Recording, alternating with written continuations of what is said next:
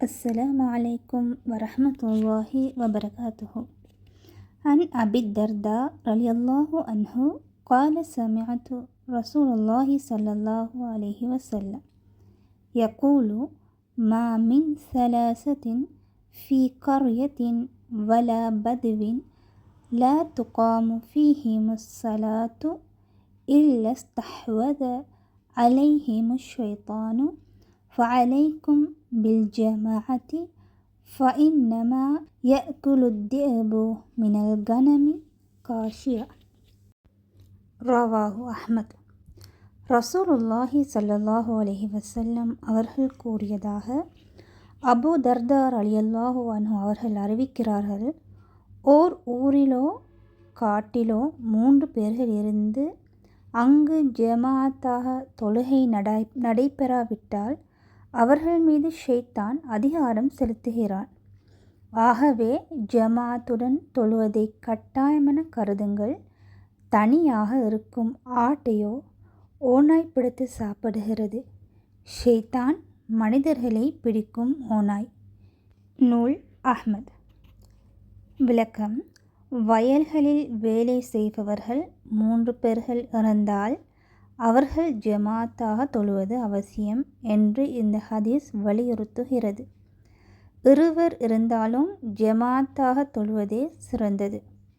பெரும்பாலும் விவசாயிகள் தொழுவதே இல்லை. விவசாயம் செய்வது தொழுகையை விடுவதற்கு தக்க காரணமாக அவர்களிடம் அமைந்து விடுகிறது. அவர்களில் பெரிய தீன்தாரிகள் என்று கருதப்படுபவர்கள் கூட தனியாகவே தொழுந்து கொள்கிறார்கள். அவ்வாறின்றி விவசாயிகள் சிலர் ஒன்று சேர்ந்து ஓர் இடத்தில் ஜமாத்தாக தொழுந்தால் அது எவ்வளவு பெரிய ஜமாத்தாகும். அதனால் எவ்வளவு அதிகமான நன்மைகள் கிடைக்கும். சொற்ப பணத்துக்காக வெயில், மழை, வெப்பம், குளிர் ஆகியவற்றை பொருட்படுத்தாமல் நாள் முழுவதும் மக்கள் பாடுபடுகிறார்கள். ஆனால் ஜமாத்துடன் தொழுவதால் கிடைக்கும் இவ்வளவு அதிகமான நன்மைகளை வீணாக்கி விடுவது பற்றி எவரும் கவலைப்படுவதே இல்லை. இவர்கள் வயலில் ஜமாத்தாக தொழுந்தால் அதிக நன்மைகள் கிடைக்கும்.